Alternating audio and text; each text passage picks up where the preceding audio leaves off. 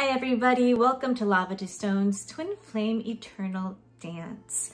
My name is Vanessa Hernandez. I am a twin flame, part of a pair. And I have been on this journey for over 2 decades now, for over half of my life. And I have known that I was a twin for over 2 decades. I did not meet another twin flame until about 15 years later in 2017. And that was about the time where there's a lot of access to twin flame information suddenly on the internet. And I, just like many others, suddenly dove in and tried to learn as much as you could. And oh wow, there are other people like me and this and that.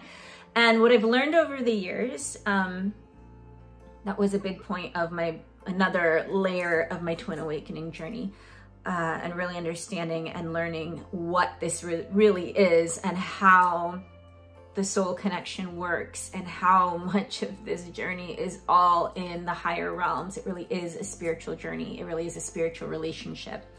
And then the 3D relationship is a whole other thing. We'll go deep into all of this if you choose to. So basically, I watched a lot. I learned some. And then I saw a lot of things that really didn't resonate with me. So I want to share with you what resonates with me. And then if this resonates with you, fantastic, stick around. Let's chat, let's work, let's do all the things. And if it doesn't, totally fine. There are other guides out there, right? Okay, so for me, a twin flame is one soul, 2 bodies. And each twin pair has come into this world, this incarnation, with a really big mission, individually, right? We both have our own 2 individual big missions to affect the collective, heal the collective in some way, whether it's through the healing arts, whether it's through performing arts, whether it's through, you know, all sorts. I mean, everybody's journey is different. Everyone's story is different. We need all the differences because we're a really big world who have all sorts of different categories that all need the light, right? So we have our individual missions and then we have a joint mission together. And all 3 are very important. Also, we are here to anchor in the light.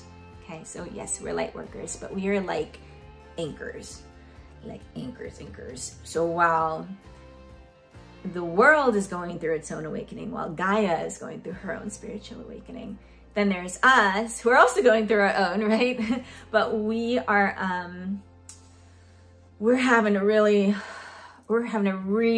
like bring in lots of light, transmute a lot of things. You might find that you're a little walking transmuter, where you're clearing out a lot of everybody else's stuff, maybe the collective stuff, maybe the land energy, your counterpart's energy, the energy of your own stuff, your energy of your ancestors, the energy of your friends and your family.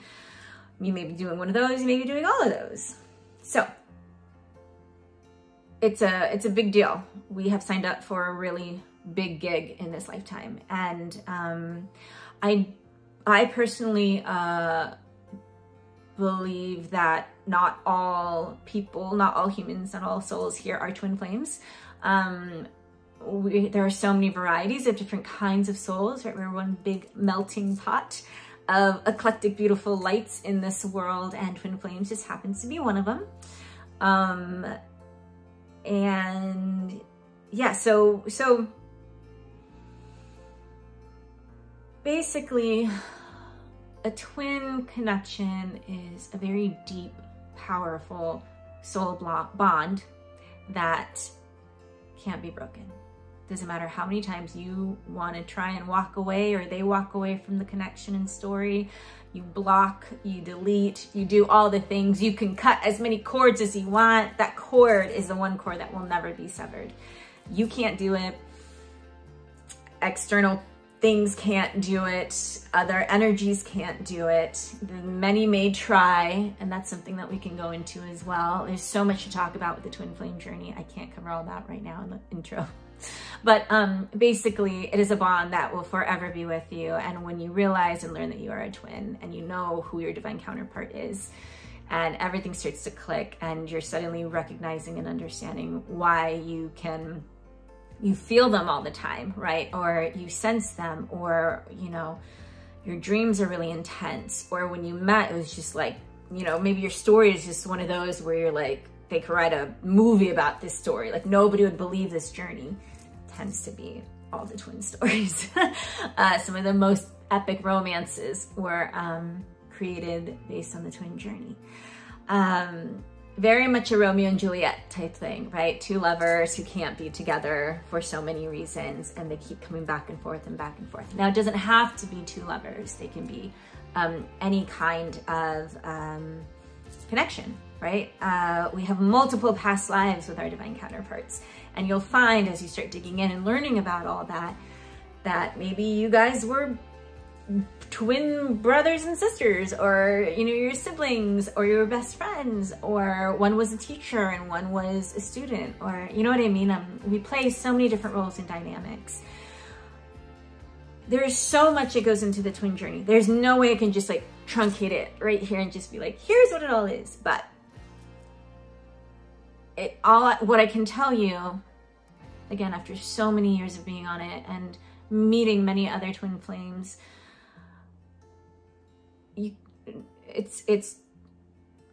you don't really get it unless you're in it.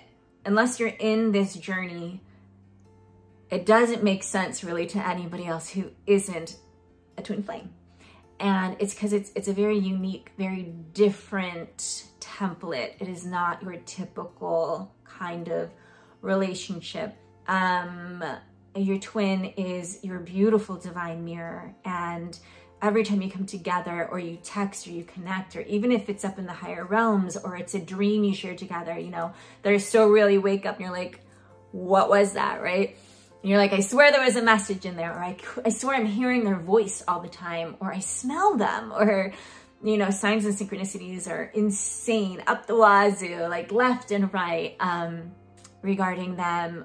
The more you try and push it away, the more it'll start getting in your face. Maybe they manifest, their energy manifests as, I don't know, a bumblebee, or a gnat, or, you know, actual little critters that tend to come around a lot whenever their higher self may be wanting to connect with you, because their human is currently in a place where the humans aren't quite together. They're not communicating at this time, working through all your own stuff.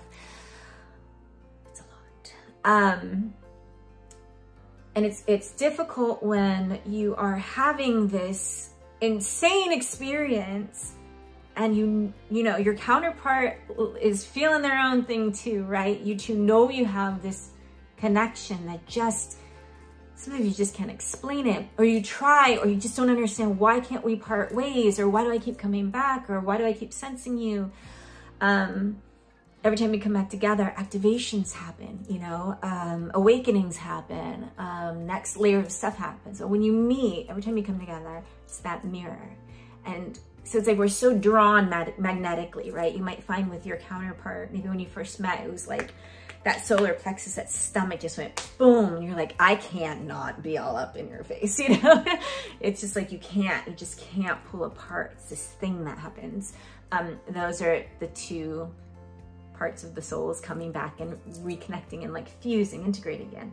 Then you got to rip apart, spend time away from each other, because when you do come together, activations happen, but also our twins are the beautiful divine mirror of our wounds and our fears and all of the work, all the shadow work, all the deep work. And maybe you went through life and you just tried to escape it, and you went down routes that weren't assisting you, and you know, maybe you went more 3D, you went more into party mode, you tried to escape in alcohol, drugs, whatever, right? And you just find no matter what I do, I can't block them out. Or you took the other out and you're like, okay, there's the wound, let's work on it, you know, because they're a soul that whether or not you ever see the human again, you speak to the human again, it's not the relationship with the human that is the prime focus. It's the relationship with the soul. And you will always feel their presence with you. You learn how to integrate it. You learn how to exist with it. You learn how to move on if you guys aren't currently in each other's stories, how to healthily move on and meet others, connect with others. Sometimes there's other soul contracts to fulfill. There's other relationships to fulfill. There's other friendships to fulfill. As you are going through your journey, they're going through theirs. And it can be very difficult for the human when you only understand what a human would think and only about whatever the connection is and wondering, why isn't it working? How come they don't understand me? Why won't they reach out? Or why do I keep running? They talk a lot about the runner chaser. You'll hear that a lot. It's never just one's a runner, one is a chaser. You do it consistently, like you do it throughout your journey together, and you'll find throughout the journey, oh, at this point, they were actually coming towards me and I was running. I was coming towards them, they were running. Why does somebody ever run or get repelled from the connection? It's because we are not in a space where we can face ourselves, right? What? They are you, you are them. One soul, two bodies. Such a key piece that can take a long time to really lock in there. So it's never just the runner, just the chaser. The goal is, at least what I've learned, is to be neither. You want to get to a point where you can just be still, be present, be you. Instead of running away from something or running off, chasing after something, you throw it all out the window, you go in, you do the inner work, and you start to find the masculine and feminine within yourself to balance out and merge. And as you're doing your work, work is happening within your counterpart because it's the same soul. And as they're doing their form of work, or if they're doing some crazy things, you might find that you're the one feeling all the crazy things they're up to, and you're having to really do the work and anchor stuff down if they're off in their own journey, right? And vice versa. It's a pendulum that's swinging back and forth. If I'm making no sense, it's totally fine. If I'm making a lot of sense, or if you're like, a lot of this sounds like me, I do resonate with some of this, let's talk. It's very, it can be a lonely journey. And those who love us the most, who are not twins, will likely be the ones that are going to be begging and shaking us, saying, let it go, move on, you know, you're crazy, you're obsessed, you're this, you're that. I'm here for you. I understand. The journey is not about the relationship with the person in the 3D. The journey is about learning how to utilize the connection, to work with the higher selves, and to come home to you. Find union within self, and then allow the universe to take care of the rest, however that unfolds. If this sounds like something you want to dive into, let's connect. Let's mentor. Let's do Reiki. Let's work on the bond between you and your twin. I will not ever, and do not, it's a big boundary moral thing for me, I will not work on somebody's energy who did not give me permission. So if you're just looking for a spot where you can come in and be like, I want to figure out how to get my twin to call me again, what I'm going to say is, okay, so you're not having conversation with your twin. Where is the conversation not happening within yourself? I'm going to teach you how to look at everything as much as possible as a beautiful mirror, as a beautiful reflection. It's all about you and your own journey. I will never, unless your twin says, hey, Vanessa, you can work on me. I will not be working on their energetic body. Nothing like that. What I do though is help clear and strengthen the cord and the bond between the two of you and then your energy. We can do that in Reiki sessions. Look below, all the information is there. Mentoring sessions, we'll go over all the things, right? All the things. We'll go through your personal journey. We'll talk about how to connect, how to how to learn to live with this beautiful, magical, yet often very difficult template that we have within our soul. It's so powerful, and I'm so grateful for it. But it's also the most gut-wrenching and heartbreaking experiences at the same time. And it's a roller coaster of the highest of highs and the lowest of lows. I can help you navigate through that, and simply continue to be here for you and guide you through my own experience, through experiences that I've witnessed with other clients, with other friends, things like that. So, one soul, two bodies.